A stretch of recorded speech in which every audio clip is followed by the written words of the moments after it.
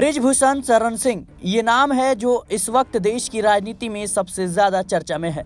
चर्चा में इसलिए क्योंकि 6 बार के सांसद होने के बावजूद बीजेपी अब इनसे दूरी बना रही है। लेकिन अब बृजभूषण की दावेदारी पर उनका बयान सामने आया है जो कहीं ना कहीं बीजेपी की भी टेंशन बढ़ाने वाला है। बता दें कि भारतीय जनता पार्टी उत्तर प्रदेश की 80 लोकसभा सीटों में से 75 पर चुनाव लड़ रही है।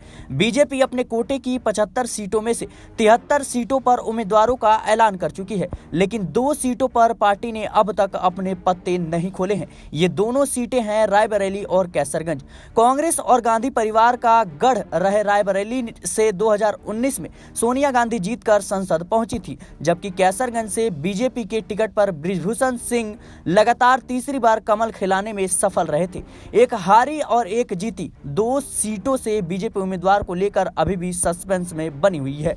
इन दोनों ही सीटों पर 5वें चरण में 20 मई को मतदान होना है। कैसरगंज सीट से उम्मीदवार के ऐलान में हो रही देरी को लेकर अब बृजभूषण का भी बयान सामने आया है। कैसरगंज सीट से लगातार 3 बार के सांसद और भारतीय कुश्ती महासंघ यानी WFI के पूर्व अध्यक्ष बृजभूषण शरण सिंह ने कहा है कि पार्टी नेतृत्व को पता है कि इस सीट पर बीजेपी मजबूत है। उन्होंने दावा किया कि अगर एक दिन पहले भी बीजेपी उम्मीदवार का ऐलान करती है तो भी पार्टी को इस सीट से जीत मिलेगी। बृजभूषण ने यह भी कहा कि टिकट के लिए मैं भी एक दावेदार हूं, लेकिन अंतिम फैसला पार्टी को लेना है। पार्टी तय करेगी कि प्रत्याशी कौन होगा। इससे पहले बृजभूषण ने कहा था कि टिकट में देरी के पीछे हो सकता है कि पार्टी की कोई रणनीति हो। उन्होंने यह भी जोड़ा था कि हम बीजेपी से बड़े नहीं हो सकते, टिकट मिलना ना मिलना हमारी चिंता नहीं है। गौरतलब है कि अलग अलग सीटों से 6 बार के रह चुके सांसद बृजभूषण सिंह टिकट के ऐलान में देरी के बावजूद इलाके में एक्टिव नजर आ रहे हैं।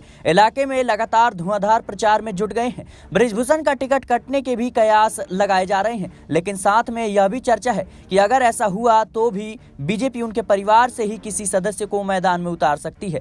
बीजेपी से टिकट की रेस में उनके बेटे और पत्नी के नाम शामिल बताए जा रहे हैं। ऐसा पहली बार है जब बृजभूषण को टिकट के लिए इतना लंबा इंतजार करना पड़ रहा है।